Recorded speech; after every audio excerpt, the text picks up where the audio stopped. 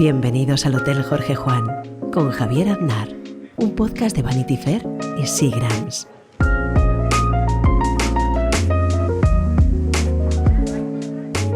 Hoy tenemos de invitado a Daniel Gascón. ¿Cómo estás, Daniel? Muy bien, muchas gracias por invitarme. El otro día me hizo gracia porque estaba hablando contigo para programar cuando venías, cuando lo podíamos hacer, y hablo contigo y al poco tiempo, a nada, me monto en un taxi para ir a Gran Vía y de repente me cruzo contigo en el paso de cebra de la Puerta de Alcalá. Tú además estabas como, se te veía asfixiado de calor ya, y el taxista se para enfrente y digo, ¿ese es Daniel Gascón? Me quedé pensando y dice el taxista de repente, el pobre hombre este se va a morir de calor. Estabas ahí absolutamente ya con la camisa casi fuera, derrengado. Pues claro, no recuerdo ese momento, pero sí, Claro. seguro que fue así. Fue una casualidad tremenda. Digo, acabamos de hablar y de repente digo, ¿ese es Daniel Gascón? Y ahora que te acabo de ver en persona, que no nos conocíamos, he confirmado mis sospechas. Sí. No se encuentran los ex, pero se encuentran los futuros entrevistados. Exacto. No sé qué es peor. Eres el editor de la revista Letras Libres, que es una de mis favoritas y las que compro habitualmente y religiosamente. Eres escritor, autor de ese libro descacharrante que se llama Un hipster en la España vacía, y luego su continuación, La muerte del hipster, que además hace nada leí que le había comprado Netflix, ¿no? Los derechos o algo así. Sí, lo compró Netflix y ahora no está en Netflix, pero se va a seguir haciendo. ¿Sabes? Una renovación de derechos. Y vamos, yo espero, sabes que el cine siempre es muy complicado, lo audiovisual, pero bueno, pues parece que sigue avanzando el proyecto, ¿no? No hay mucho que pueda contar, pero estoy ilusionado con lo que me van sonando y tal, ¿no? Como tienes esa curiosidad por ver qué hacen con tu historia. Bueno, aparte, tú además has trabajado en cine con tu amigo Jonás Trueba, ¿no? Has coescrito con él alguna película, y entonces, claro, no es una persona alejada precisamente del cine. Claro, sí. En este proyecto no he participado en nada, estoy como, digamos, como testigo expectante, pero sí he trabajado como guionista con Jonás, luego también pues le eché una mano a Pilar Palomero con Las niñas, y me gusta el cine, y entonces tienes mucha curiosidad y me siento cercano a ese mundo. Y tiene que ser además un poco extraño esos momentos de estar pensando tú cómo van a llevar tu película al cine o a una serie, ¿no? Lo que has escrito, te puedes querer involucrar o todo lo contrario, estar totalmente al margen, tiene que ser raro, o sea, debe ser difícil. O sea, la relación, ¿no? El momento. Sí, yo recuerdo que luego no puedes hacer tanto, ¿no? Pero cuando te llega la invitación y que nos estamos interesados, pues me preguntó Mónica Carmona, que es mi agente, me dice, ¿tú quieres que yo sugiera que que participes en el guión o de algún tipo y tal? Y entonces pregunté a dos amigos, como siempre pasa que preguntas a dos amigos, me dijeron dos cosas contradictorias, ¿no? Zambúllete en el proyecto, haz lo tuyo o mantente todo. Exactamente, sí. Sí. Lo mejor para al final tomar tú tus propias decisiones. Claro, sí, siempre además se lo pides a dos que normalmente sabes lo que te van a decir, ¿no? Y luego también eres columnista en El País y participas, por ejemplo, en La tarde de la COPE y en Al Rojo Vivo, en La Sexta. Y bueno, eres un hombre orquesta. Estás en muchos sitios y además cada vez con más presencia, que parece que yo lo celebro porque me gusta mucho leerte y verte, leer tus opiniones y saber de ellas. Está muy bien. Tenerte más medios y más a menudo. Sí, pues bueno, muchas gracias. La verdad es que me gusta probar, igual que cuando escribes, me gusta probar, digamos, géneros diferentes. Conocer los distintos medios es algo que también es agradable, y no vas ahí como viendo que dónde estás más a gusto o qué puedes aprender en cada lugar. Entonces la verdad es que disfruto, pues como yendo a la radio o en la televisión, aunque creo que lo que más he hecho yo siempre ha sido escribir, ¿no? O sea, digamos que ese es el núcleo de todo. Y bueno, yo tengo novelas tuyas en Random, como novelas, libros como Entresuelo, que me encantó, un libro muy sencillo pero muy bonito, La vida cotidiana, o ahora estos que hemos comentado. Y luego también, ya se me olvidaba, traductor para empezar, la biografía de Hitchens, que es Hitch 22, que es un libro absolutamente recomendable y fundamental. Sí, mucho tiempo he sido traductor, Y, por ejemplo, con Hitchens, que yo creo que es el autor del que más libros he traducido, pues disfruté muchísimo, porque además, como es alguien que te habla de tantos otros escritores, es casi como que te empuja a otras literaturas, ¿no? Y es un buen ejercicio, yo siempre creo, la traducción para cualquier escritor, porque te obliga a investigar y a imitar cómo escribirían los demás, ¿no? O sea, te da un poco de flexibilidad que a lo mejor tú solo no te aventurarías en esos estilos, ¿no? Pues he traducido a Hitchens, también traduje las cartas de Saul Bellow, que me lo pasé muy bien, porque, claro, tuvo una vida muy larga, muy complicada, con muchos amigos, muchas peleas, muchas separaciones, y luego ese sentido del humor y ves cómo van cambiando sus curiosidades, y con eso me lo pasé muy bien, ¿no? O sea, y bueno, con otros muchos. A veces también con un libro que a lo mejor es un autor que no te gusta, pero también, o un estilo muy alejado al tuyo, pues también te permite desarrollar algo, o eso es lo que quiero creer. Traduje, por ejemplo, lo que todo el mundo considera la peor novela de Faulkner, ¿no? Que es Mosquitos, esa la traduje, alguna pues de Naipaul, así de bastantes autores un Sí, poco. no, claro, imagino cuando lo que dices de que Hitchens te lleva a otras lecturas, claro, cuando ¿no? habla de su amistad con McEwan o con, ¿cómo se llama? El padre e hijo, Sí, con Martin con Amis o Martin con Amis, Julian Barnes claro.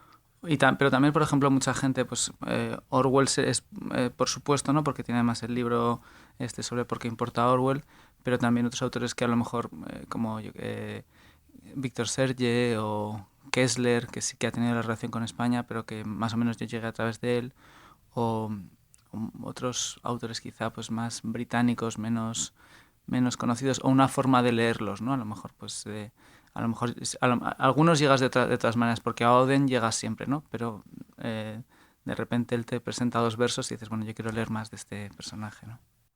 Y un poco también debe ser algo de responsabilidad, ¿no? Traducir a un autor que a lo mejor admiras como Hitchens, que es una forma también a ti que te gustaba mucho de presentarle, ¿no? Al público español en algún aspecto, ¿no? Y a mí yo, por ejemplo, lo paso mal cuando tengo que traducir para un artículo un par de frases que le doy 300 vueltas diciendo, ¿se puede decir mejor? Como estoy siendo fiel a lo que él quería decir y entras ahí en un bucle que te empiezas a cuestionar todo. Sí, justo ahora no tenemos la muerte reciente de Javier Marías, ¿no? Que fue traductor también y que siempre reconoció el trabajo de los traductores y en su editorial era algo que se esmeraba mucho, y entonces su último artículo hablaba de la traducción y hablaba como del elemento de amor que tiene la traducción, ¿no? Por supuesto, luego tiene un montón de cosas que son también que lo haces para vivir, que siempre pagan poco, que luego te obligan y también lo decía Marías, tienes poco tiempo para hacerlo tan bien como quisieras, pero sí que creo que hay ese elemento de cuando hay un libro que te gusta, una frase que te gusta mucho, y cómo se la puedo trasladar a los otros, ¿no? Y claro, cuanto mejor es la frase, cuanto a veces lo más complicado es siempre para mí, lo poético y lo humorístico, ¿no? Que en buena medida son lo mismo. Cuanto mejor es la frase, a veces más difícil puede ser llevarla a tu propia lengua, ¿no? Pero ese es el desafío, y de repente cuando encuentras una solución que te ha gustado, pues sientes un gran placer que seguramente aunque está destinado a compartir, eso solo es muy privado. Sí. Sí, sí, ese momento de haber encontrado la palabra, claro, porque lo que dices tú, algo poético o sobre todo la poesía y el humor, es verdad que la medición de la elección de la palabra adecuada eh, hace que funcione de una manera y no de otra, claro. Sí, y por ejemplo también otra cosa que es curiosa, ¿no? Es verdad, por ejemplo en español tenemos la retraducción o la traducción del Quijote de Trapiello, ¿no? Pero que a veces los clásicos de otras lenguas pueden ser un poco más modernos que tus propios clásicos. Claro, Porque te bueno, llegan en traducciones que se van modificando con el tiempo, ¿no? Entonces tienes... eso lo decía Borges, que Borges era un defensor de leer el Quijote en inglés, por ejemplo. Es llamativo, o Sí, sea, que es curioso que él prefiriera leer en un idioma que no fuera el suyo nativo, ¿no? sí.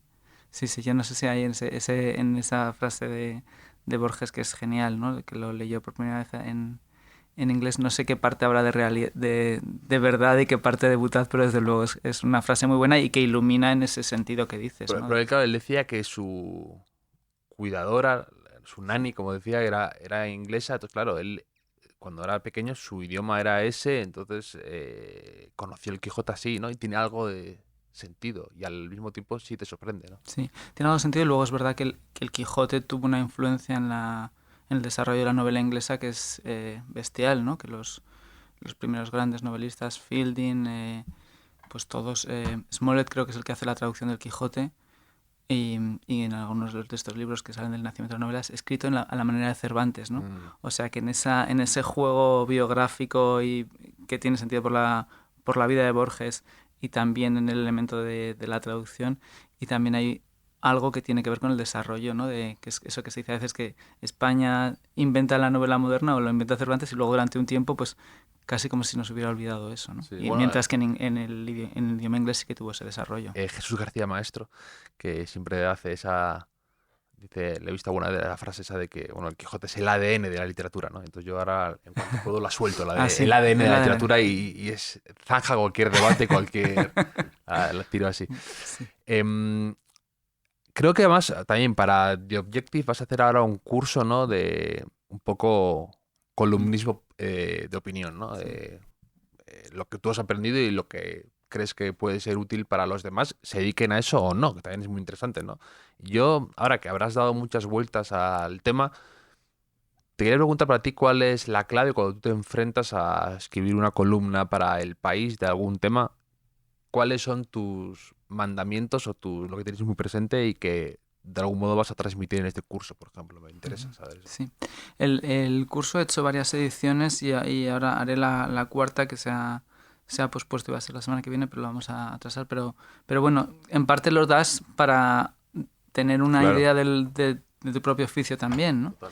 Y bueno, con el país me sé más casi trucos que pensar a lo mejor, y a lo mejor la idea principal la tienes tan integrada que ni te das cuenta, ¿no? Entonces, para mí sí que entiendo que, bueno, que es lo primero que tú escribes en un periódico y que te debes a esa periodicidad, también al espacio en el que estás, o sea, si escribiera una columna en la sección de cultura, pues trataría otra cosa, ¿no? Y aquí es como que de repente digo, pues de 5 o 6 puedo tratar un tema que sea cultural, que a mí me guste, y si no, pues que es relevante también, que es la conversación del periódico, que no sea lo que hayan escrito todos, Sí. o, por ejemplo, también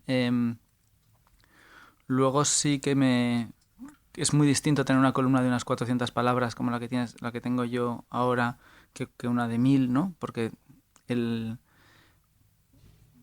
tiene un ritmo para mí en esta extensión que es casi poético en cierta manera, o sea, que es un argumento, ¿no? Es como una idea, entonces yo sé, para mí lo fundamental es tener como la idea principal y casi lo que voy a decir a donde voy a llegar en el último párrafo, ¿no? O sea, la conclusión. Luego, si tienes eso, te sale relativamente rápido, ¿no? O sea, como por ejemplo con Miguel Ángel Aguilar, que claro, tiene mucha más experiencia y ha escrito muchas más, y dice, si tú lo sabes, ¿no? O sea, si tú sabes el tema y la idea, la columna la puedes hacer rapidísimamente, ¿no?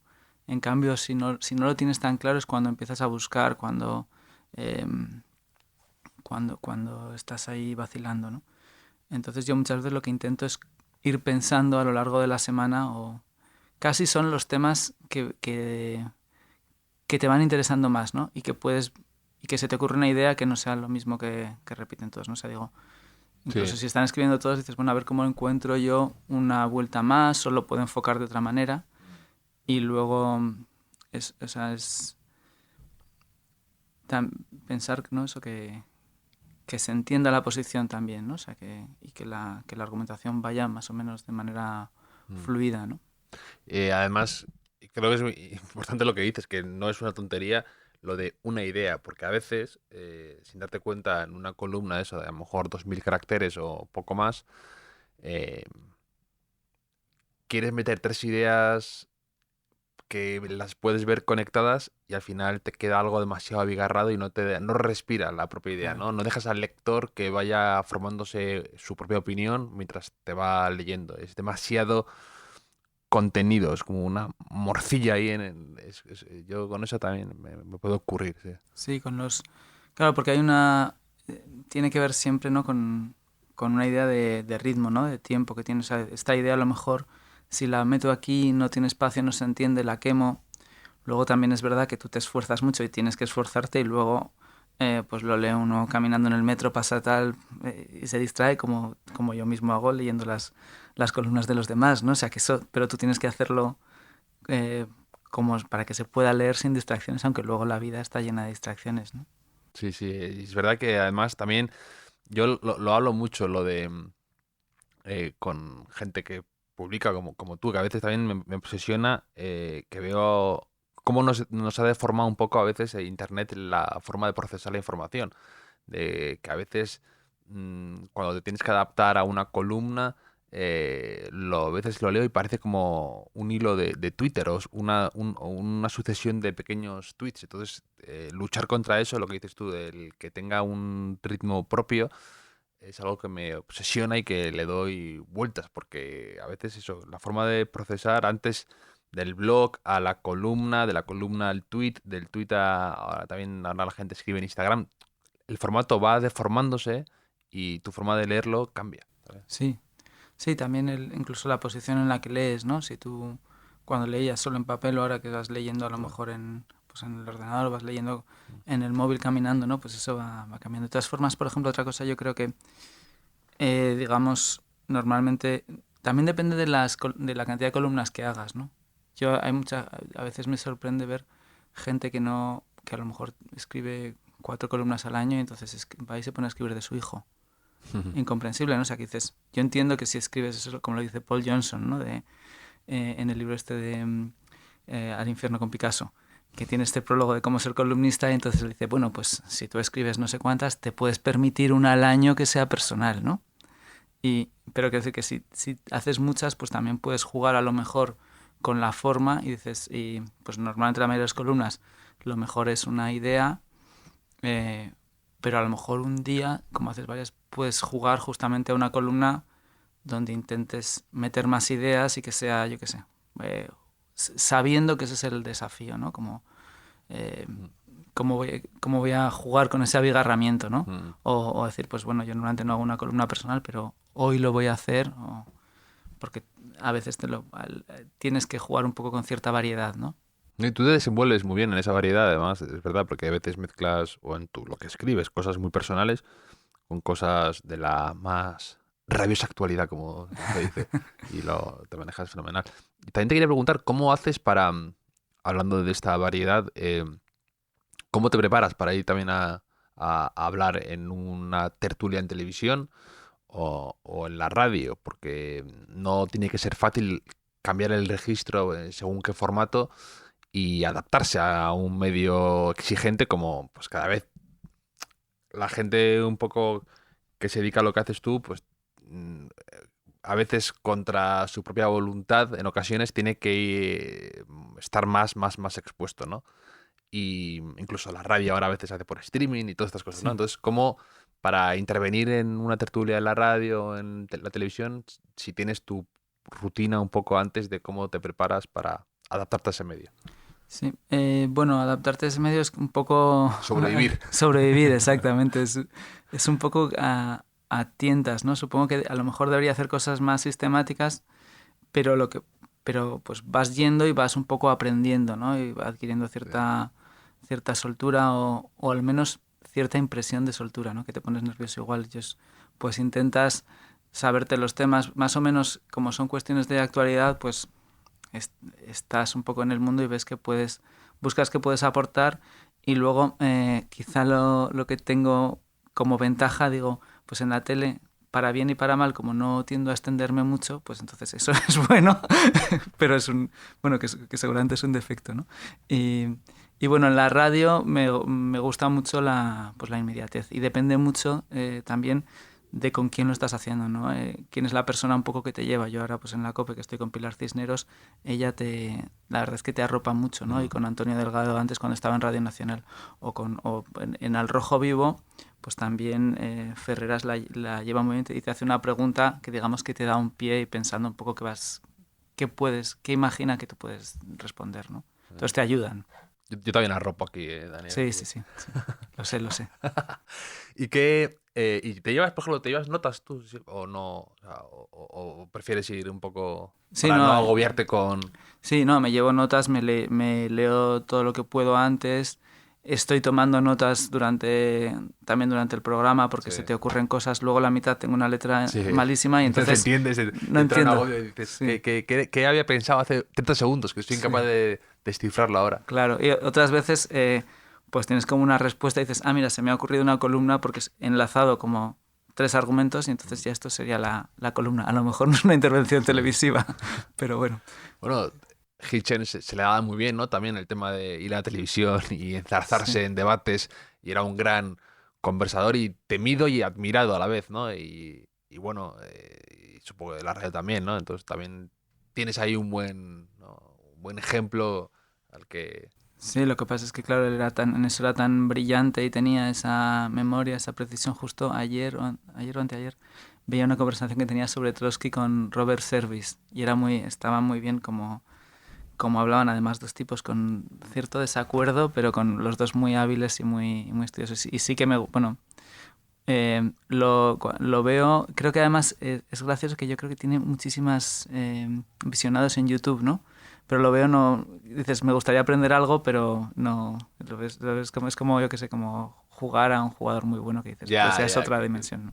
que te entra incluso agobio y decir, no, yo no me puedo dedicar a esto. ¿Sabes? Exacto, Pero, pero sí, el otro día me hizo gracia que te vi compartiendo una pequeña entrevista de poco tiempo de Billy Wilder también, en una hamaca. Sí, Esta- genial, sí. que decía, más o menos el entrevistador le decía cómo se sentía en esa posición en la que a veces era atacado por comunistas y por capitalistas al mismo tiempo por los temas que a lo mejor trataba en su película con humor o con cierto, pues esa a veces, entre comillas, casi frivolidad que tenía Billy Wilder y decía, me gusta irritar a todo el mundo, ¿no es Sí, genial? ¿No? sí. Tiene que ser un poco también a veces lo que te puede ocurrir a ti también en ocasiones, ¿no? Cuando tomas una postura u otra, la gente que es muy vehemente se te enfadará para un lado y para otro, pero hay que aplicarse la ley de Billy Wilder ahí. Claro. Sí, además es curioso que, por ejemplo, Billy Wilder, cuando lo empiezas así a admirar, que era un poco en parte por Fernando Trueba, ¿no? Pues porque pues no solo el comentario quisiera Sí, dar las sí. gracias a Dios, pero no creo en Dios, creo La en Billy genuina Wilder, admiración. y también pues las películas, las cosas de la editorial Plot, y tiene ese elemento, ¿no? De la genialidad de la comedia y de lo ácido, y luego su vida es como que dices, es una gran tragedia Por de la supuesto, lo mitad de huyendo del holocausto era una claro, barbaridad. la madre y media familia asesinada en Auschwitz y unos países, o sea, un mundo que ya no, que deja de existir, ¿no? Y es curioso, pues también bueno, ese peso de la historia y cómo lo traslada a eso y como dices, pues también en ese arrojo, ¿no? Yo creo que siempre lo más difícil, muchas veces para un escritor o para cualquiera, y creo, es ir un poco contra tus seguidores habituales, ¿no? Porque claro, también los cultivas, son muy importantes, tienes la sensación de que, bueno, te orientan, quedas por el buen camino, pero seguramente, sobre todo si te dedicas al humor o al análisis, pues habrá veces que vas a tener que molestar un poco a los tuyos, ¿no? Y seguramente tendrías que preocuparte si nunca irritas un poquito también a tu lado, ¿no? Sea cual sea tu lado. Eso es exactamente ese consejo, esa frase, casi además te diría que formulado muy parecido, me lo dijo un día David Gistau. ¿Sí? Eso, lo de que, y por eso en parte se fue de Twitter también, él, que decía, no puedo estar contentando siempre a mis seguidores porque, o a la gente que me lea, a mis lectores habituales, porque es algo contraproducente para un columnista. Tienes que enfadar a los de tus propias filas de vez en cuando, o al menos desencajar con una columna o lo que sea. Sí. Sí, no siempre te puede pasar como ese revolucionario que decía, no, con la muchedumbre, decía, soy su líder, tengo que seguirlos, ¿no? Muy, muy del el humor que se desprende en tus viñetas. Aquí muchas veces han salido cuando las Sí, cosas que compartes, que dibujas, Jorge Freire lo comentó, sí, también sí, sí, creo que Juancla, mucha gente por aquí, amigos tuyos o gente de sí. tele, Te tienen en... Es que eres un hombre muy recurrente aquí en el podcast. ¿Sabes? De vez en cuando gente te nombra de lo que haces. Sabes eso, como eres muy polifacético y luego también es tu amistad con los Trueba. Vino aquí Fernando Trueba, estuvimos hablando Sí. mucho, un tipo encantador.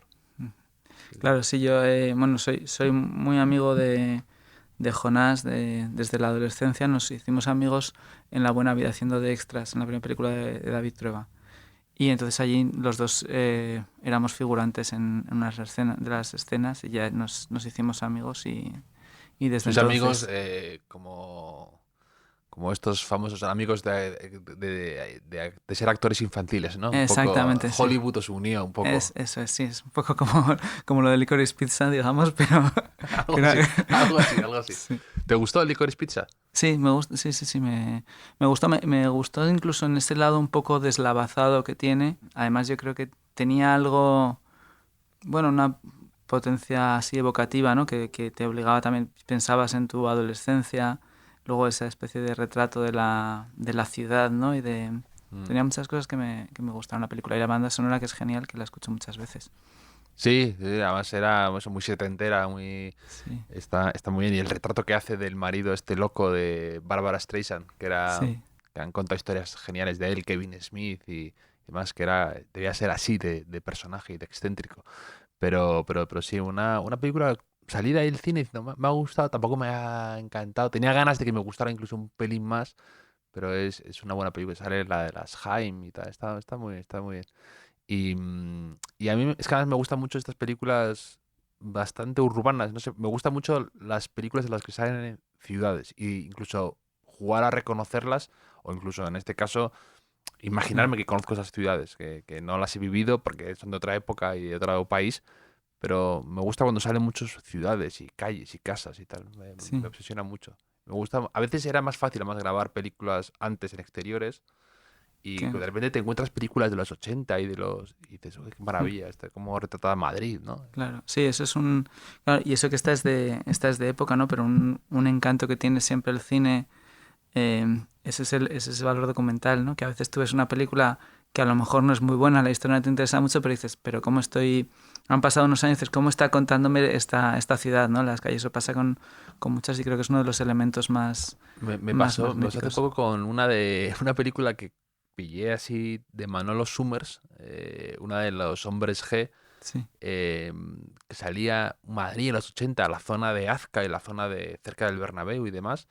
Y claro, era una escena intrascendente, pero tiene un valor documental impresionante. Cómo salía Madrid, ¿no? Era irreconocible y a la vez reconocible, sí. ¿no? Entonces, es bonito. Félix Romeo sí, contaba y usó la escena Ignacio Martínez de Piso al final de una de sus novelas, que su padre había trabajado de extra en una película que se rodó en Zaragoza que se llamaba Culpable para un delito, donde se inventaban una ciudad portuaria, pero que era Zaragoza. Mm. Entonces, claro, está por esa parte el elemento documental y por otra el imaginario, ¿no? Claro. Las ciudades que puedes falsear, que también, o sea, que tú puedas crear de repente otra ciudad en tu ciudad, ¿no? Mm, sí. Félix Romeo, que fue un poco un gran mentor para ti, ¿no? Un gran escritor y que murió joven y que dejó muchas cosas también. Era como un tipo bastante completo, ¿no? Sí, era un personaje muy, muy especial. Él murió a los 43 años en 2011 aquí en Madrid. Pues fue crítico literario, novelista, ensayista. Dirigió muchos años el programa La Mandrágora y Mm, como un gran agitador cultural, ¿no? Entonces, pues sí, para mí pues me llevaba 13 años y era como, ya había sido, o bueno, era, ¿no? Amigo de mi padre y de otros pero yo creo que es alguien que fue muy, pues que influyó mucho en mucha gente y que unió a mucha gente yo qué sé, desde La Bordeta a Marcos Giral Torrente, ¿no? O sea, digamos, y desde Lara López a Ángeles González Indes, o sea, vinculaba a mucha gente de generaciones muy distintas, sensibilidades muy distintas, siempre pues a ti te conocería y entonces te recomendaría 4 cosas viendo lo que te gusta, que te podrían interesar, te mm, intentaría juntar con alguien que puedes hacer una buena alianza y entonces tenía algo que era muy, se le echa mucho de menos porque también porque era muy invasivo en el buen sentido, ¿no? Entonces, es de esa gente que era como un acelerador de la vida, ¿no? Que es otra cosa de Licorice Pizza que me gusta, que es muy de la adolescencia, que es ir corriendo a los sitios. Qué bonito.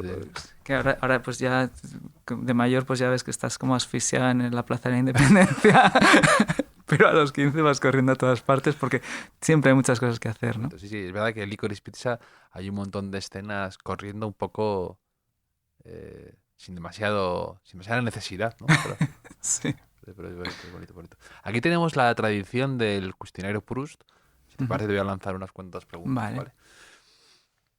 ¿Cuál dirías que es tu idea de felicidad perfecta? Pues sería muy, muy casera. O sea, me gusta estar tumbado leyendo en el sofá y que estén mi novia y mis hijos cerca. ¿Algún libro que te hayas leído últimamente que te haya impresionado? Pues bueno, uno que he disfrutado mucho este verano, que había leído unas partes pero no entero, es ¿Por qué tengo razón en todo? De Kolakowski, que es una colección de ensayos como de los 90, de polémicas. Algunos son pues muchos son como sobre la caída del comunismo, ¿no? Y he disfrutado mucho. Y luego también he leído El bandido adolescente de Ramón J. Sender, que es un escritor que me gusta mucho y que me ha dado muchas horas de felicidad. O sea que cualquiera de esos dos libros, cualquier libro de Sender o este libro, creo que sería una buena... Sender, no Sender, además, que mucha gente... Sí, Sender es, sí, como palabra aguda. Sí, sí, que claro, al ser... Mucha gente pensaba que era Sender y nunca llevó tilde. Y yo me tuve que leer el de Requiem por un campesino español para la selectividad. Sí. ¿También te lo tuviste que leer o no? No, en mi época fue esa... Yo hice la EGB, pero luego fuimos el primer año de la LOGS en muchos sitios, entonces había desaparecido la literatura. Entonces hacíamos como... Era solo sintaxis, comentario lingüístico y tal, que a mí me gustaba mucho, pero no... Yo soy un gran defensor también de la sintaxis. Me encantaba ese momento de despedazar una frase e ir como diseccionándola. Me divertía, me parecía un ejercicio al que cogías cariño. Sí, a mí me gusta mucho. Luego, pues para traducir o para editar es bastante útil. Porque para descomponer, claro. ¿No? O sea, y supongo que la mayoría de la gente... Bueno, ahora digamos que todos lo sabemos, pero si no, pues imagino que intuitivamente te das cuenta, ¿no? Pero a veces dices, bueno, pues aquí tengo un problema con la oración de relativos, ¿no? Claro, claro. Y así que, ¿por qué tengo razón en todo, no? Se llama has querido reforzar exactamente, tus ideas durante el verano de cara a la rentrée para coger fuerza, ¿no? Es como recordarte que... Sí, es una respuesta a un historiador marxista británico que publica un artículo contra él y entonces digamos el ensayo que da título al libro. Y entonces que es pues no diciendo, no, es que los anticomunistas, aunque él venía del marxismo y se va alejando, dice, los disidentes de Europa del Este no se dan cuenta de una visión idealizada de las democracias occidentales, etc. Y entonces te lo hace como una respuesta con mucha sorna y es muy brillante. Yo siempre pienso que sería muy bueno hacer como un monólogo teatral que fuera con esa pieza. Porque además ahora con la guerra de Ucrania y digamos la rusofilia, ves que muchos de esos argumentos continúan. El otro día, de hecho, fui hablando de Rusia y de Ucrania, fui a ver un monólogo basado en la que ganó Nobel, ¿no? Sí. ¿Cómo se llama la autora rusa? Svetlana Alexievich. Con Patricia Hakas. Y estaba muy bien. Además, me gustaba mucho el formato ese, de un monólogo de 50 minutos. Me gusta mucho más ese formato en un teatro muy pequeño. Y me divierte mucho esa forma de llevar un texto a las personas. Me gustó mucho. Y ya está fenomenal, porque además no es nada fácil, ¿eh? El tema de cómo el acento ruso, darle credibilidad y que no quede impostado, estaba muy bien y quedó fenomenal. Sí, a mí yo la he visto también y me encantó, la verdad.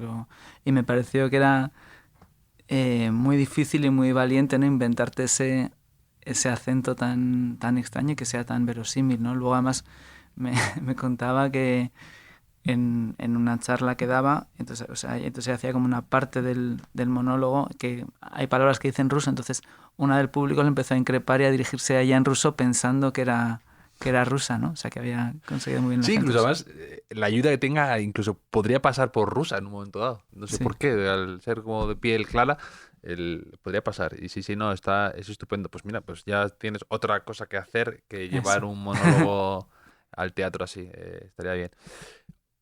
La siguiente pregunta es, un rasgo que no te guste de ti mismo.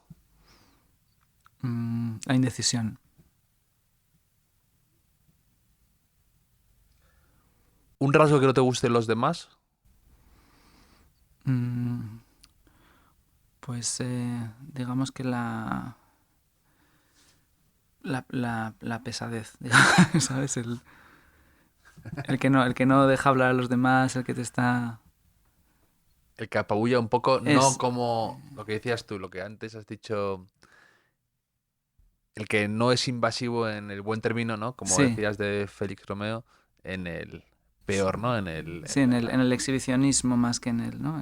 Sí, sí, Yo también tengo mucho conflicto interno con eso, por el... Cuando tienes que compartir algo que estás haciendo, o la promoción de un libro, o lo que sea, o sales una revista o una presentación, ¿cómo no ser pesado? Me obsesiona la idea de ser pesado. sí, Y claro, eso hace que luego la gente no se entere, porque al claro. final pecas de lo contrario, pero me atormento mucho con la posibilidad de ser pesado para cualquier persona, me agobia.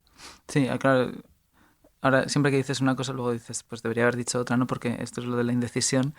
Pero, claro, también ahí es curioso cómo han cambiado nuestras tolerancias, ¿no? Porque como tenemos esta facilidad para expresarnos, pero también para hacer de nuestra propia promoción, que se convierte en obligación también, ¿no? No, es obligación en muchos casos. Entonces es una, digamos que dices, hago cosas que a lo mejor a mí mismo de hace 7 años, ¿no? Solo como retuitear una presentación, dices, esto me habría parecido Sí, el autobombo el asqueroso, autobombo, tal, sí. repugnante. Sí, Sí, tú mismo empiezas a juzgar a tu yo de hace. sí. Sí. Pero bueno, entiendo que también cambian las costumbres de esa manera, ¿no? También eso, por ejemplo, hace que mm, como ahora también tienes que alabas mucho, ¿no? Al que te ha alabado. Y entonces, claro, cambia el tono de la conversación y entonces si no lo haces, quedas muy antipático, ¿no? Es como, claro, yo qué sé, a mi maravilloso editor, ¿no? Entonces en las Sí, redes que o es tal. como la escena esa de los hermanos más de haciendo la reverencia continuamente Claro. entre uno y otro. Sí, sí, sí. Sí, entonces al final si uno hace como en el código anterior, pues al final parece un seco o un desagradecido. Entonces hay que estar un poco atento a los cambios, ¿no?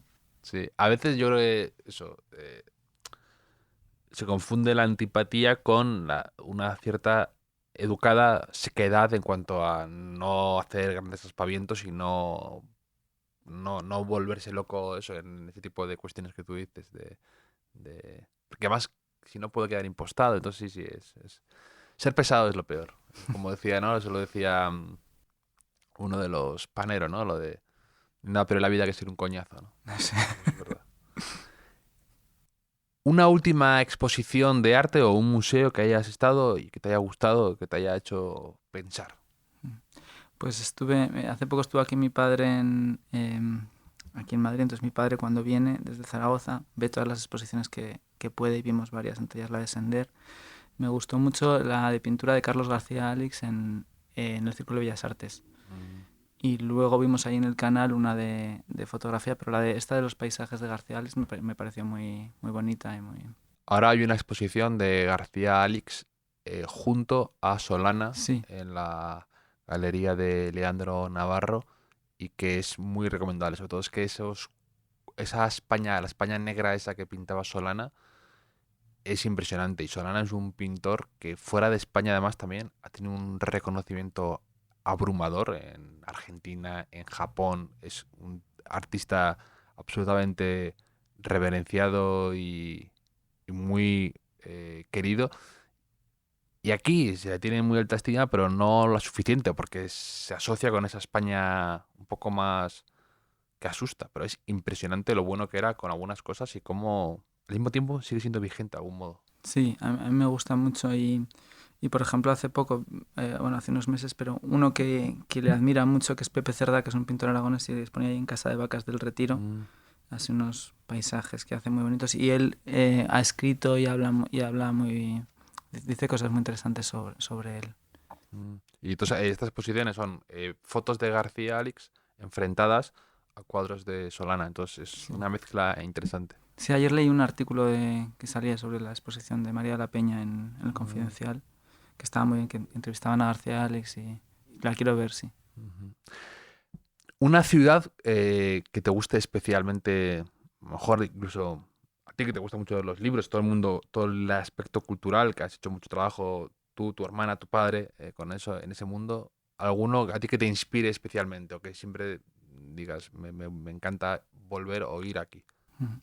Bueno, siendo muy poco original, pues me gusta mucho París, porque estuve un año ahí que vivía cerca y justo mi hermana estaba viviendo en París, entonces yo iba todo el rato y creo que es una ciudad que más o menos conozco y que me encanta estar. Que no se acaba nunca, como diría... Como diría Vilamatas, no se acaba nunca, sí. Estuve con él en París una vez. Ah, ¿en serio? Sí, con él y con Paula de Parma, su mujer.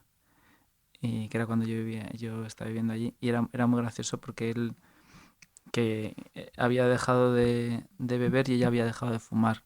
Y los dos tenían como el resentimiento hacia el otro porque a los dos les gustaba mucho el vicio que habían tenido que abandonar, ¿no? Y era muy curioso el diálogo, la verdad es que lo pasamos muy bien. Y me llevó pues, como por la zona donde transcurre, ¿no? el libro. ¿Y su mujer se llama Paula de Parma? ¿O es de Parma? Su mujer se llama en realidad Paula Massot, es hermana de Josep Massot, el gran periodista cultural. Lo que pasa es que este es como el nombre literario. Y tiene un libro, se llama El viento ligero de Parma, de Sí. hecho, Vilamatas, Sí, que habla sí. mucho de libros y de ciudades, precisamente. Entonces, todo... No sabía yo esa conexión con Parma. Sí. ¿No he estado en Parma nunca? ¿Tú has estado? No, tampoco. Tengo ganas. Era muy fan del equipo de fútbol de pequeño, entonces siempre lo asocio con eso. Tengo ganas de ir. Un lugar en el que te guste escribir. A lo mejor, no sé si eres mucho de escribir en casa, si te gusta a lo mejor ir a un sitio particular, a un café. Pues, bueno, el sitio donde más escribo es en casa, pero normalmente creo muy poco en las supersticiones esas, ¿no? Creo, bueno, que es bueno, me parece, pues lo que dicen, ¿no? De cambiar de sitio. Hay esa parte que a veces te atascas en una columna, entonces vas a dar una vuelta. La frase esa que dice Arcadio Espada de yo me siento a escribir con la columna escrita, ¿no? Luego, a veces también hago otra cosa ahora con las columnas, que es con esto del Pages. Entonces, pues si tengo que, yo qué sé, prisa, entonces más o menos la dicto y como tengo más o menos la medida pillada, de un tirón hago, si la tengo más o menos clara, la dicto y luego solo la tengo que puntuar y corregir un poquito. Interesante, la dictas, ¿eh? Es curioso porque es verdad que a veces te sale más la pulsión de escribir esa idea, ¿no? Pero dictarla, que tengas ya la capacidad para más o menos coger la idea y que pueda... O sea, que pueda ser casi incluso presentable, ¿no? Directamente. Sí. Eso es sale en Vidas Escritas, no sé si te acuerdas, cuando habla de Henry James, Javier Marías. Henry James las últimas novelas las dictaba. Y entonces, claro, tenía esta sintaxis ya tan complicada, tan particular, y estaban con el perro y él estaba dictando y como que empezó a dar vueltas en torno a ellos, se quedaron como atados en él. En una novela me parece mucho más difícil, ¿no? En esto es porque al final es como un argumento y que luego tienes la oportunidad de pulirlo, ¿no? No me atrevería a hacerlo de otra manera. Claro. O sea, en esto es porque es lo breve que permite hacerlo. Una palabra, una muletilla, una expresión que te sorprendes a ti mismo a veces, que la repites demasiado y luchas contra ella, o la tienes presente, decir, no digas esto. Bueno, el no de final de palabra. Y luego sé que utilizo bastante llamar la atención. Porque me dijeron, haces como tu padre, dices mucho llamar la atención. Y dije, bueno, pues está. Pero yo no había caído en eso. Lo del no es verdad que es muy... A mí me ocurre también con el podcast y le doy... Me fustigo mucho cuando me lo escucho. Después lo voy editando. El no ese al final, que es como para hacer participar a otra persona, ¿no? Que es un poco normal, ¿eh? Y yo creo que además son esas cosas que no te chocan tanto como oyente, porque estás acostumbrado a que sea el intercambio habitual, ¿no? pero ¿lo ves? El no sale, Sí. sale automáticamente. Entonces luchar contra eso es complicado porque no piensas, es algo casi preverbal. Sí. La primera película que viste 2 veces en el cine. Pues mira, ahora no sé una que recuerdo que vi 2 veces en el cine seguro es Desmontando a Harry, que me encanta. Y seguramente habría visto alguna antes ya, 2 veces, pero esta sí, luego la he visto muchas más veces y es una de las películas que más me gustan de Woody Allen. Muy de Woody Allen también, los Trueba y tú has escrito bastante sobre Woody Allen también. Sí, que he tenido que escribir sobre Woody Allen Por los por, temas un poco, sí. por cosas que es lo que menos me interesa de Woody Allen, porque es como todo el caso este, ¿no? Pero de hecho yo recuerdo, pues hay un personaje que seguro que conoces, que es Luis Alegre, de Zaragoza, profesor de económicas, y que es como un agitador de cine y tal, y entonces él era amigo de muchos, y entre ellos de David Trueba, que entonces era muy jovencito, y yo leí Los peores años de nuestra vida, el guión, que salió en Plot, y entonces de repente yo me gustaba escribir, pero no sabía que se podía escribir como Mm.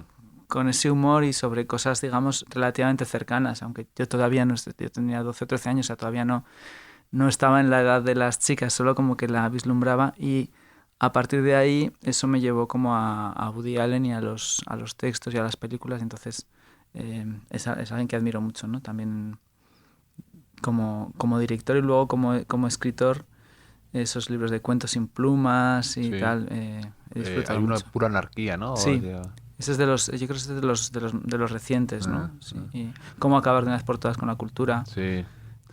¿Te leíste sus memorias? Sí. ¿Qué te parecieron? Pues me parecieron que estaba muy bien, son muy divertidas muchas veces, es muy bonito ese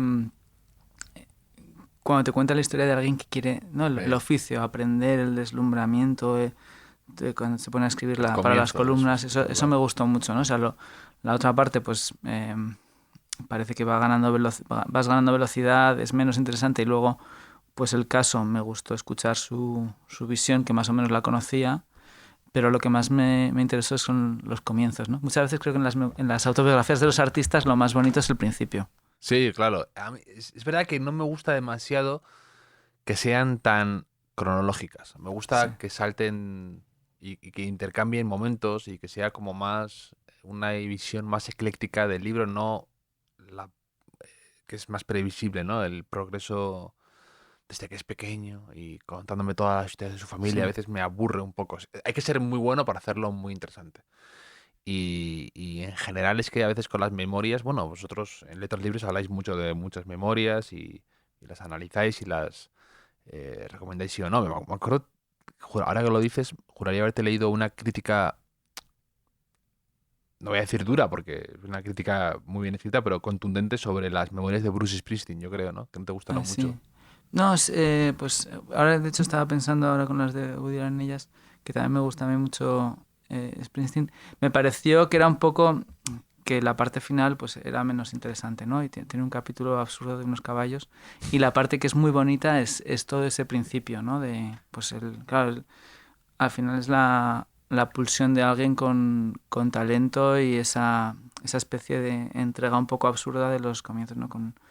Y sí que contaba cosas graciosas, ¿no? Pues por ejemplo que él no tuviera el carnet de conducir, no hubiera conducido nunca, o sea que el tío de Born to Run todavía no había conducido, ¿no? O sea, cosas así. Sí, el que te hablaba de sentir el viento en el pelo Sí, al el conducir un Thunder Road y descapotable, tal, sí, resulta que era sí, todo algo fabulado, ¿no? sí. Y cosas del padre y tal. Lo que pasa es que, bueno, tenía una parte así más irregular, y luego también estos libros tienes que agradar a mucha gente, ¿no? Supongo. Sí, a mí es verdad, y luego creo que es muy elegante estas memorias de gente importante y con una trayectoria larga que son cortas, a me parece elegante, ya cuando que son Sí, las menos, por supuesto, pero que no sea un tostón, por ejemplo, lo que ha perpetrado Obama, ¿no? sí, Que es un tostón al que le sobran un montón de páginas, cuando ha tenido una vida fascinante y él escribe bien y tiene un buen... Siempre ha estado rodeado de gente que ha escrito bien. la sensación de no haber pensado más en el lector, ¿no? Más de un poco hacerse un monumento a sí mismo. Me da algo de rabia, ¿no? De decir, y hazlo de verdad, creyendo que es algo que la gente se va a leer, no que va a tener Sí, como colección en su estantería. sí. Sí, yo estas no las he leído. Leí el libro este que tenía que era Dreams from My Father o algo así, Mm, ¿no? Que me pareció un libro bastante bonito. Y la biografía que le hizo Remnick. el del New Yorker. Sí. Eh, Ahí tengo el de reportero de Ah, sí, Remnick, sí, que ese lo está, leí, sí, eso está muy es un bien. buen, Sí, son perfiles y está bien. Bueno, Remnick ahora ha escrito mucho sobre el tema de Gorbachev y tal, que era sí. un Porque estuvo experto ahí, en él, escribió también La claro. tumba de Lenin, ¿no? ¿Y qué más? ¿Y a una memoria así más que te haya gustado, que te guste regalar, aparte de tu Hitch 22, por supuesto que Hits es un... 22, sí. Hitch 22, por ejemplo, es un gran ejemplo para mí de lo que es, lo que me gusta. Y es exactamente lo que te decía antes, precisamente, de capítulos un poco Sí, con cierto desorden, ¿no? De repente una anécdota con Martin Amis y con McEwan, un viaje a no sé dónde, y vas cambiando, sí. ¿no? Sí, es que, claro, él lo hace como un poco conceptual, ¿no? En cierta manera. Sí, Eso me gusta. sí. Pues diría dos que yo creo que sí que son memorias, a lo mejor son un poco, tienen un momento así más novelesco, pero pues Léxico familiar, ¿no? De Natalia Ginsburg es un libro que me encanta. Y una historia de amor y oscuridad que noveliza un poco, pero creo que es muy bonito también. Como Hitchens, Madre Suicida, ¿no? Mm. Y por ejemplo, Pedigree de Modiano, creo que también me gusta mucho, ¿no? Y que ese sí que es muy, muy delgadito. Ese de Modiano no me lo he leído, fíjate, el de Pedigree. Sí. No sé si lo tengo, pero a lo mejor lo tengo por ahí, ¿eh? No lo he leído. O sea, bueno, la verdad es que Modiano a veces tiene la sensación de que es siempre el mismo libro, ¿no? Sí, sí, Pero además, sí, porque además de un tamaño parecido, con un nombre también, incluso que te recuerda uno al otro, y se te confunden en la cabeza a mí los libros de sí. Modiano, sí, sí. Es gracioso. Hay uno que es Pedigree y otro es un Pedigree. No sé cuál es el de Simenón. No sé cómo es el. Que está bien también, son unas memorias de infancia que me gustan. Pero que tienen el mismo título, uno tiene 80 Sí, páginas y el otro tiene 500. Y los dos sí, sí, están sí. muy bien. Luego aquí, hablando de libros, tú eres amigo de Ismael Grasa, ¿no? Que Sí, aquí casualmente me lo dijeron y yo no sabía esa conexión. Bueno, sí que sé que ha escrito mucho para vosotros de Letras Libres, pero aquí hemos hablado mucho y he dado mucho de la turra al personal con La hazaña secreta, que es un librito sí, que también que he regalado, que me gusta, que es como es un libro muy regalable, ¿no? Porque al ser tan pequeño, pero tratar un tema tan de la vida cotidiana me gusta. sí. Es curioso, ¿no? Que tiene un estilo muy distinto, seguramente, por ejemplo, al de Jorge Freire. Pero son dos escritores que podrías juntar, ¿no? Porque los dos son muy brillantes. No, Ismael me parece un escritor muy bueno, tanto en ficción como en ensayo, ¿no? Porque, por ejemplo, él tiene un libro que es el primero que leí suyo, que se llama Días en China. Él fue profesor en China en los años 90 o así. Y entonces ahí es como un estilo muy, yo creo que es una tercera persona, así muy sobria. Un libro de cuentos genial que se llama 300 días de sol, como... Sí, porque son los 300 días que hace de sol en Zaragoza, creo, ¿no? Exactamente, sí. Sí, sí, él es de Huesca, pero vive en Zaragoza desde hace tiempo. Ese creo que fue premio Ojo Crítico. Y Una ilusión, por ejemplo, que es otro libro como extraño, porque son textos autobiográficos. Pues hay uno, por ejemplo, sobre Félix, que está muy bien. Y La flecha en el aire, que es más parecido a la hazaña secreta, que es él da clases de filosofía en un instituto, y entonces es una especie del diario del profesor, pero siempre hay como una reflexión, ¿no? O sea, parte de la Mm, clase para hacer ya. esas ideas como ilustradas, ¿no? Que él tiene y luego tiene una capacidad, yo creo, para desarrollar un pensamiento en la página que está muy bien.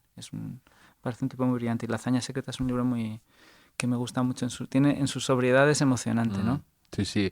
El otro día, además de esto que te saltan en recuerdos en el iPhone, que es una cosa que me espanta, la idea de que Sí, me saque el iPhone de repente fotos de 2015 o por ahí y de otros años. Pero me salió de repente, y yo, qué casualidad, un poco como tu encuentro el otro día en el taxi, lo de haya pasado lo de Salman Rushdie Sí. y de repente salió un extracto de La hazaña secreta que él habla del discurso ese, bueno, en lo que comenta Salman Rushdie de cómo hay que castigar a la gente Sí. más Tenemos que... extremista, sí.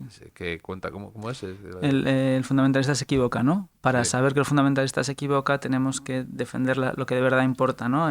Los besos, los bocadillos de jamón, ¿no? También Los yo también tengo libros. presente los bocadillos de jamón Sí. de bacon porque me pareció como muy específico. Sí. Digo. Sí, que no sé, que a lo mejor es una licencia de traducción. Es curioso porque ese fragmento, que es de Pasarse de la raya, creo, de ese libro, ¿no? Escrito después del 11S, recuerdo que la noche del 11M, Félix Romeo nos lo mandó a los amigos, ¿no? Y luego pues también lo recoge Ismael, que era un gran amigo de Félix también. O sea, además vivían así como al lado en Zaragoza. Y lo de Salman Rushdie, esto que también lo habéis comentado mucho, era como muy... Tenéis como, en letras libres, un gran compromiso, ¿no? Con... que así suena como grandilocuente, pero es verdad, con la libertad, ¿no? Con el derecho de opinar, el siempre contra estados más opresores o que siempre suprimen la libertad de expresión y no sé cómo lo has vivido, cómo lo has... Te he leído cosas que has Sí. estado escribiendo, como... Bueno, lo vives pues, con tristeza y que es horrible, ¿no? Digamos, luego yo creo que es bueno que Salman Rushdie, que es un gran escritor y que ha tenido que ha sido importante en su forma de defenderlo, ¿no? O sea, de seguir escribiendo libros, de escribir Joseph Anton, donde cuenta eso, de cómo explicar lo importante que es la lucha contra la mente literal, ¿no? Que diría Hitchens, ¿no? O sea, pues defender el juego, el humor, esa idea de que como somos un animal del lenguaje, cuando tú estás cortando el lenguaje, dice, no es que estás quitando algo que es esencial, ¿no? del ser humano, estás quitando algo que nos define. Entonces yo creo que eso él ha sido muy elocuente y lo ha pues tanto con las palabras que ha escrito y que ha dicho, como con su forma de seguir viviendo y seguir pues sin dejar que eso te atormente, ¿no? Y luego es curioso porque también cuando sucede esto, el atentado, entonces todos, por supuesto, nos expresamos nuestra indignación y yo recordaba cuando el caso de Charlie Hebdo, que Sí, por supuesto...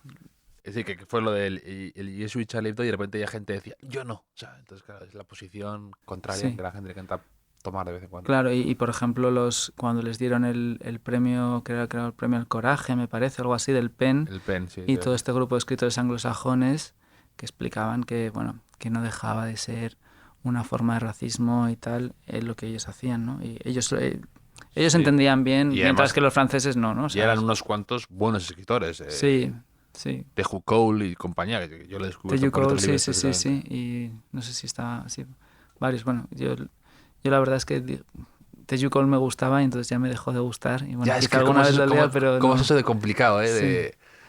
Y recordarás con el caso de las caricaturas, aquella... que fueron condenadas por Zapatero y Erdogan en ese momento de Alianza de Civilizaciones. O sea que es un poco lo que le pasó a Hitchens también con el 11S también, que él también, cuando todo el mundo, muchos intelectuales, ¿no? Decían, bueno, algo habrá hecho Estados Unidos para merecerse esto, ¿no? Esa sensación de querer a veces justificar los actos más salvajes, ¿no?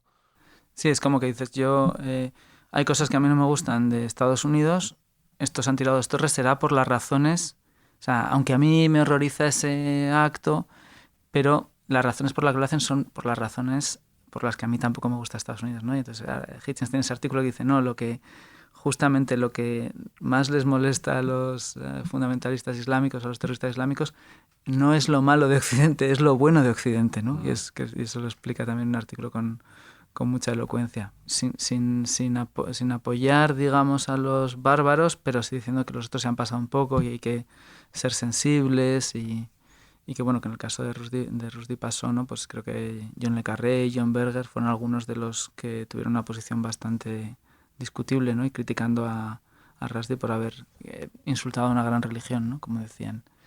Y por ejemplo, Hitchens sí que fue uno de los defensores desde el principio, ¿no? Incluso lo acogió en su casa en el momento de más peligro de la fetua. A John Berger le habéis sacudido algún palo, yo creo, de vez en cuando. Sí, pues alguna vez sí que le habrá, pero bueno. Sí. Luego tenía cosas interesantes, ¿no? Yo recuerdo de arte también, muchos escribió interesantes. Sí. Ways of Seeing, ¿no? Yo recuerdo en la carrera. Yo lo entrevisté una vez telefónicamente porque le dieron el premio Zaragoza y la verdad es que fue muy amable, tengo que decir. ¿Quién es la persona que más te han deslumbrado en una entrevista? Es una pregunta un poco odiosa porque a mí me la hacen con el podcast y la odio un poco a veces. Sí. Pero a ti, ¿quién te ha deslumbrado así que que recuerdes a bote pronto? No tanto que sea tu favorita, ni mucho menos, pero que alguien diga qué capacidad tenía para enlazar temas, para hablar, para sorprenderte en una entrevista, en un cara a cara o por teléfono. Mira, por ejemplo, cada uno te impresiona en diferentes cosas, ¿no? Pero pues entrevisté a Jan Hirsi y te impresiona mucho el coraje, ¿no? Luego, pues, por ejemplo, yo cuando he entrevistado en un caso español a Manuel Arias Maldonado, la capacidad de movilizar energía intelectual que tiene es bastante apabullante, ¿no? Pero bueno, mucha gente, ¿no? Y además que, no sé, pues recuerdo una entrevista que porque además esta semana lo voy a volver a entrevistar. Ian Kershaw, por ejemplo, el historiador, hizo la biografía de Hitler, ¿no? Sí. Y él, pues me pareció así, me gustó mucho. Pero bueno, ha habido mucha gente, la verdad, de la que me ha gustado. Luego, por ejemplo, otros que admiras mucho, conoces mejor, tienes más cercanía, pues era más difícil, ¿no? Recuerdo a Mark Lilla, que le había traducido los libros y tal, y sin embargo, no sé si teníamos como los dos una especie de timidez recíproca que hizo que fuera más complicado. Fue muy gracioso eso. Sí.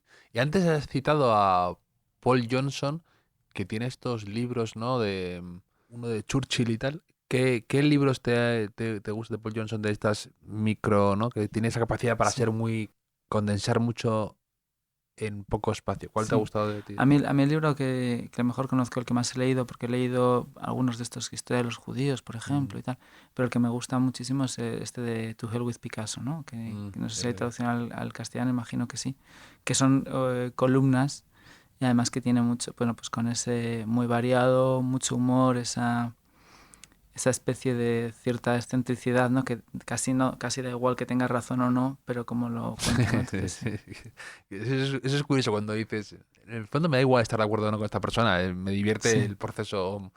A mí me pasa con ciertos columnistas, sí. Eso a mí a veces y con mi compañero de la revista Ricardo Duda lo hemos hablado a veces con, por ejemplo, los columnistas, muchos de los cuales me encantan, del Financial Times, ¿no? Que dices, tienes la sensación de que podría haber hecho un poco como lo de Boris Johnson de antes del Brexit, que escribió una columna a favor y otra columna en contra porque no sabía cuál era la posición, que tú dices, me estoy leyendo esto aquí y es como un caso argumentado y digo, a lo mejor lo podría haber comentado al revés, ¿no? O sea, que tienes... ¿Cuál dirías que es tu estado de ánimo actual?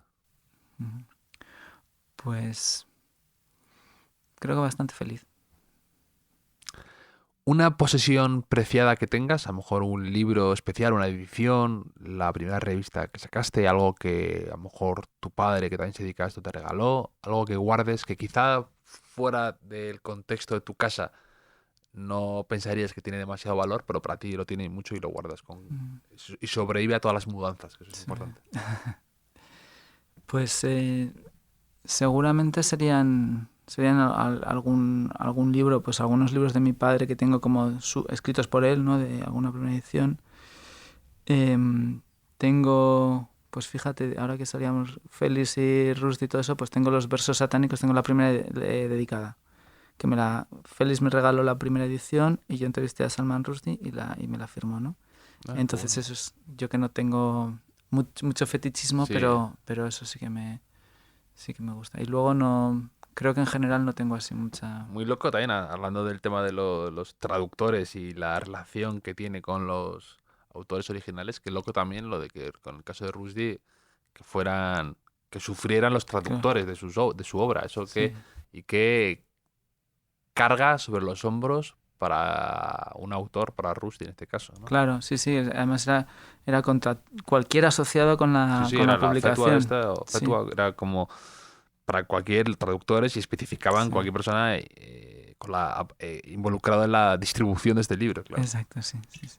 Entonces lo de los traductores tuvo que ser terrible. Además fue el de Holanda y el de Japón, ¿no? Uno fue atacado, el otro Sí. asesinado directamente, ¿no? Sí, no sé si era... Sí, sí, sí, es terrorífico. Y luego, claro, y luego, pues una cosa, luego tienes cariño absurdo a objetos de casa, entonces pues tengo un proyector que me gusta mucho ver películas con mis hijos, pero eso, bueno, eso sería fácilmente reemplazable, aunque no las horas de felicidad que hemos pasado. Pero mira, el otro día, por ejemplo, hablaba con Manuel Vilas de cómo a veces atribuimos a ciertos objetos una gran importancia y una gran carga simbólica y luego te da pena cuando Sí, tienes que reemplazarlos porque para ti no es solamente un proyector, sino que parece que estás en un momento en una película de Pixar y como que tiene vida y que va a claro. ser distinto, incluso aunque sea mejor, más avanzado, ahí te gustaba ese, o el ruido que hacía, o Sí, el momento de encenderlo. Tal. sí, sí, sí. A veces pues, esto que iba un poco mal, le acabas tomando cariño a esa cosa que iba un poco mal. Al truquito, Sí, sí, sí, sí.